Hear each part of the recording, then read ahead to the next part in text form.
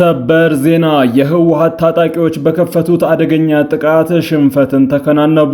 ታጣቂዎቹ በሙሉ ተደምስሰዋል። ዝርዝሩ በቆይታችን ይቀርባል። 41 ሀገራት ኢትዮጵያ ውስጥ የሲቪክ ምህዳሩ ከጊዜ ወደ ጊዜ እየጠበበ መሄዱ እንዳሳሰባቸው ለተባበሩት መንግስታት ድርጅት የሰብአዊ መብት ኮሚሽን ደብዳቤ ጽፈዋል። የኢትዮጵያ ብሔራዊ ምርጫ ቦርድ አፋኝ የተባለ የምርጫ ስነ ስርዓት ደንብ አለው ሲሉ ተፎካካሪ ፓርቲዎች አስታውቀዋል። በተመሳሳይ የፌዴሬሽኑ ምክር ቤት ከትግራይ ክልል የምርጫ ክልል ውጪ እንዲሆኑ ውሳኔ የሰጠባቸው 4 የምርጫ ክልሎች ጉዳይን በተመለከተ የፍርድ ቤቱ ቀጠሮ በቆይታችን ይዳሰሳል።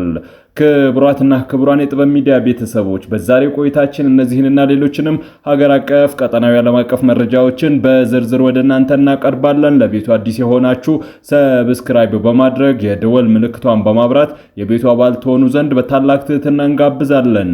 በቅድሚያም የዕለቱን የቢዝነስ ዘገባዎች አስቀድመን ወደ ዝርዝር ዘገባዎቹ የምናልፍ ይሆናል። ጥበብ ሚዲያ የህዝብ ድምጽ ነው። ዛሬ በዳሽን ባንክ አንድ የአሜሪካን ዶላር 151 ብር ከ7 ሳንቲም እየተመነዘረ ነው። የአውሮፓ ዩሮ 180 ብር ከ8 ሳንቲም፣ ፓውንድ ስተርሊንግ 204 ብር ከ9 ሳንቲም፣ የስዊዝ ፍራንክ 196 ብር ከ9 ሳንቲም፣ ድርሃም 41 ብር ከ4 ሳንቲም፣ የሳውዲ ሪያል 40 ብር ከ5 ሳንቲም፣ የቻይና ዩዋን 21 ብር እየተመነዘረ ነው። በአቢሲኒያ ባንክ አንድ የአሜሪካን ዶላር 152 ብር ከ7 ሳንቲም ይመነዘራል። ፓውንድ ስተርሊንግ 207 ብር ከ8 ሳንቲም፣ የአውሮፓ ዩሮ 181 ብር ከ9 ሳንቲም፣ የስዊዝ ፍራንክ 189 ብር ከ5 ሳንቲም፣ ድርሃም 44 ብር፣ ሪያል 43 ብር ከ5 ሳንቲም፣ የቻይና ዩዋን 21 ብር ከ9 ሳንቲም እየተመነዘረ ነው። በህብረት ባንክ አንድ የአሜሪካን ዶላር 152 ብር ከ1 ሳንቲም ሲመነዘር ፓውንድ ስተርሊንግ 208 ብር ከ4 ሳንቲም፣ የአውሮፓ ዩሮ 181 ብር ከ4 ሳንቲም ይመነዘራል። 41 ሀገራት ኢትዮጵያ ውስጥ የሲቪክ ምህዳሩ ከጊዜ ወደ ጊዜ እየጠበበ መሄዱ እንዳሳሰባቸው ለተባበሩት መንግስታት ድርጅት የሰብአዊ መብት ኮሚሽን በደብዳቤ ያመላከቱም።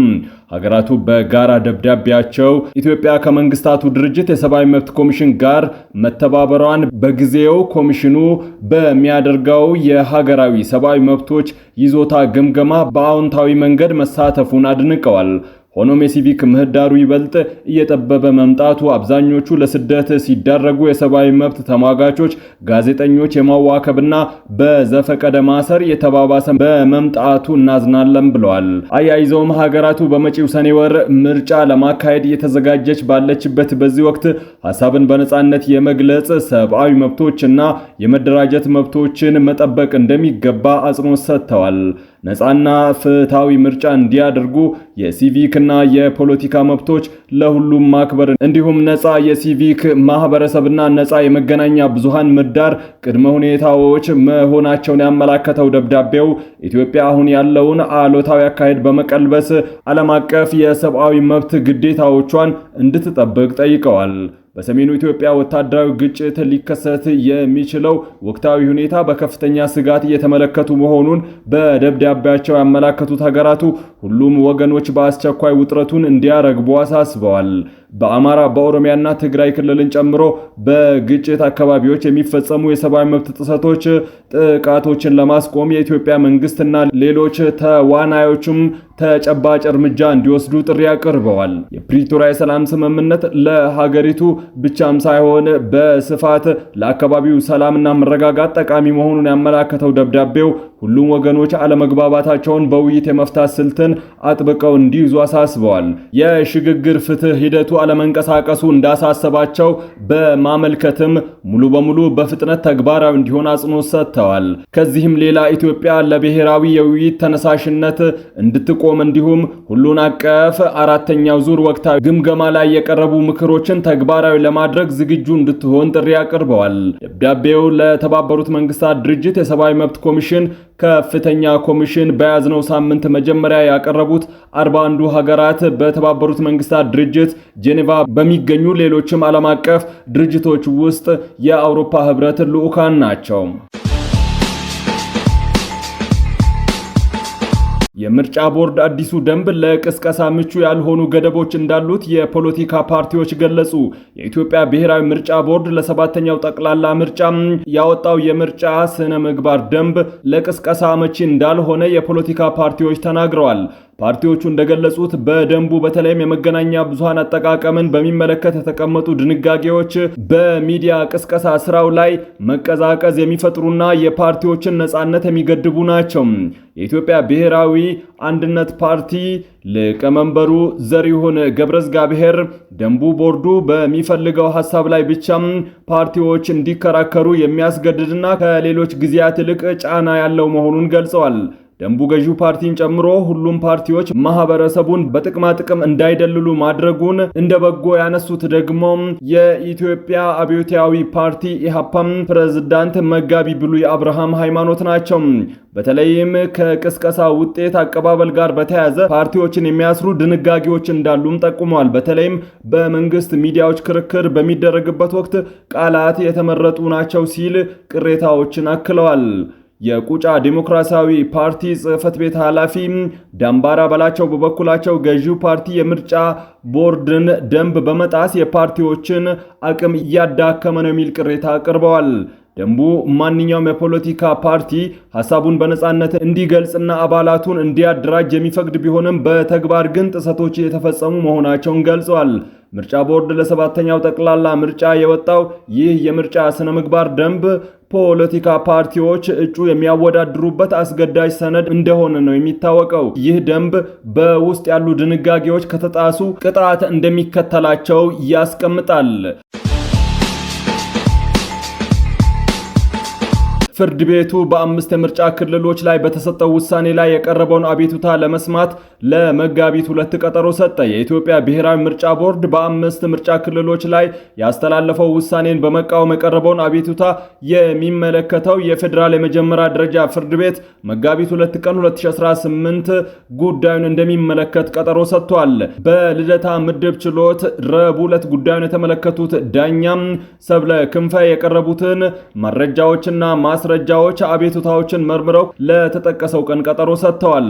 ውዝግቡ የተቀሰቀሰው የፌዴሬሽን ምክር ቤት 5 ምርጫ ክልሎች ማለትም ሆመራም፣ አዲረመጽ፣ ኮረም አፍላ፣ ጠለምትና ራያ አላማጣ ከትግራይ ክልል ውጪ ሆነው ምርጫ እንዲያደርጉ መወሰኑን ጥር 25 2018 ለምርጫ ቦርድ በተጻፈ ደብዳቤ ማሳወቁን ተከትሎ ነው።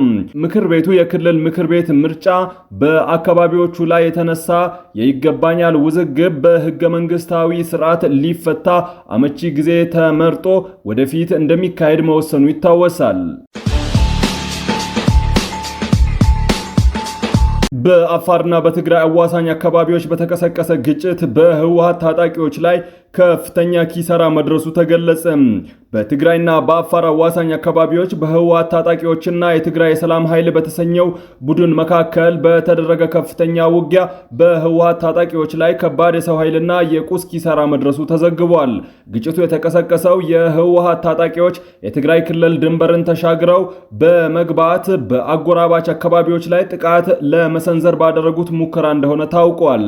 እንደ መረጃ ምንጮች ገለጻ ታጣቂዎቹ አስቀድመው በወሰዱት የትንኮሳ እርምጃ የሰላም ኃይሉ ይዞታዎችን ለመቆጣጠር ቢሞክሩም ባልተጠበቀና ጠንካራ የመልሶ ማጥቃት እርምጃ ድል ሳይቀናቸው ቀርተዋል። ውጊያው ረጅም ሰዓታትን የፈጀ የሁለቱንም ወገኖች የጦር መሳሪያ አጠቃቀም ያሳየ እንደነበር የተገለጸ ሲሆን በተለይም የህወሓት ታጣቂዎች በከፍተኛ ሁኔታ መመታታቸውና ወደ መነሻው እንዲያፈገፍጉ እንደተገደዱ ነው የተገለጸው። በዚህ ግጭት በርካታ የህወሓት ታጣቂዎች መደምሰሳቸው የተረጋገጠ ሲሆን ሌሎች ቁጥራቸው ቀላል የማይባሉ ታጣቂዎች ደግሞ መቅሶላቸውና የተወሰኑትን በሰላም ኃይሉ ቁጥጥር ስር መዋላቸው ተነግሯል።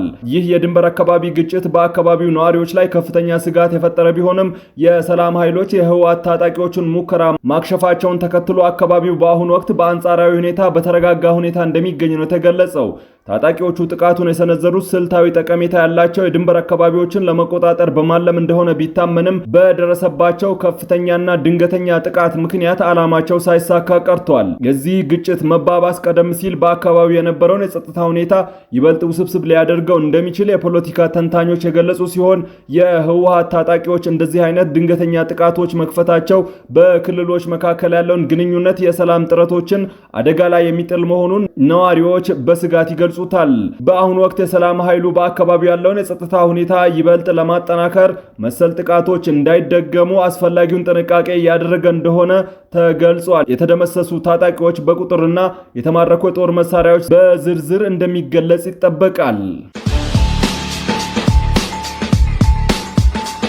የህወሓት ከፍተኛ ባለስልጣናት የፌዴራሉ መንግስት ባለስልጣናት ለጦርነት እየተዘጋጁ ነው ሲሉ ከሰሱም።